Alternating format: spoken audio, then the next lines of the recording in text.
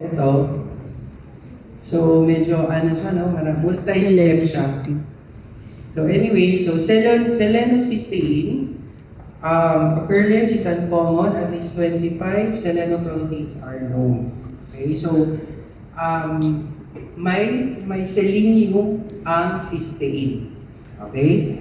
So present, bakit siya important? Because it is present at the active sites of several human enzymes that catalyze your redox reactions. Ito yung mga examples na yun.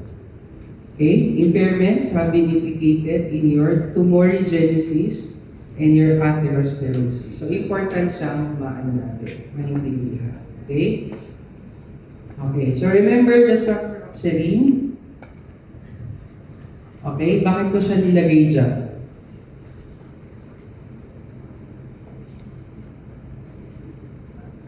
Bakit serine yung nilagay ko? Kasi it is the precursor of your selenocysteine. Okay, so nakita nyo? Serine, labo pala. Ayan o, si serine siya ng galit. Okay? Okay.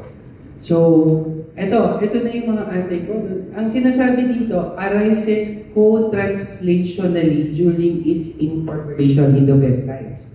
Anong ibig sabihin nun? Naalala nyo, sinabi ko, meron tayong post-translational modification.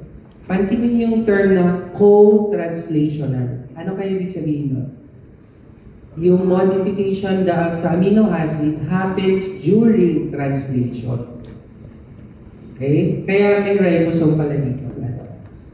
So, para makita nyo, ito yung dinedescribe ko sa ribosome. Na imagine niyo yung mRNA with their codons and the corresponding, etong itim na to, ito yung peptide na napo-form. Kita niyo yun? mRNA. So, parang post-translational, wala na si ribosome sa picture. Okay? Naka-release na tong peptide na to sa endoplasmic reticulum to, where post-translational modification happens. However, in your selenocysteine, so for your, enzymes that has selenocysteine, no, during its production, namomodify na yung ating serine. Okay? So, yeah. So, you have your tRNA synthetase, ligates your serine to your tRNA, phosphorylates OH of serine, synthase eliminates the phosphate and replaces OH of serine, making it serine H. And your selenophosphate synthase makes selenophosphate the SE group.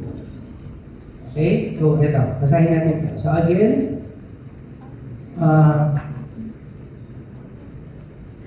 very detailed pa kasi. Okay? So, anyways, una, yung tRNA nyo daw is the one which is being charged.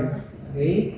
Tapos, with serine, by the ligase that changes the tRNA to with attached serine. Okay?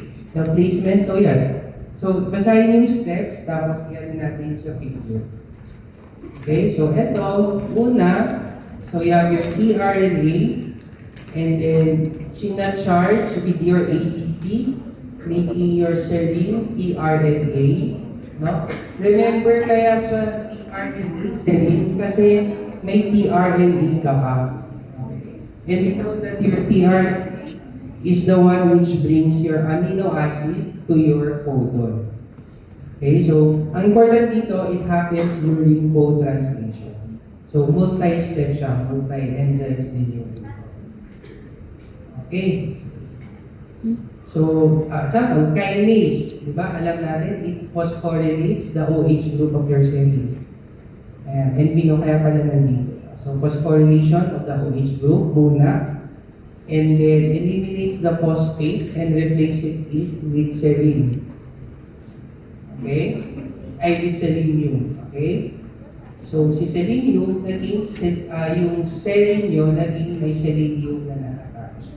And then the phosphate is synthetase, no? Makes your selenophosphate the SE group.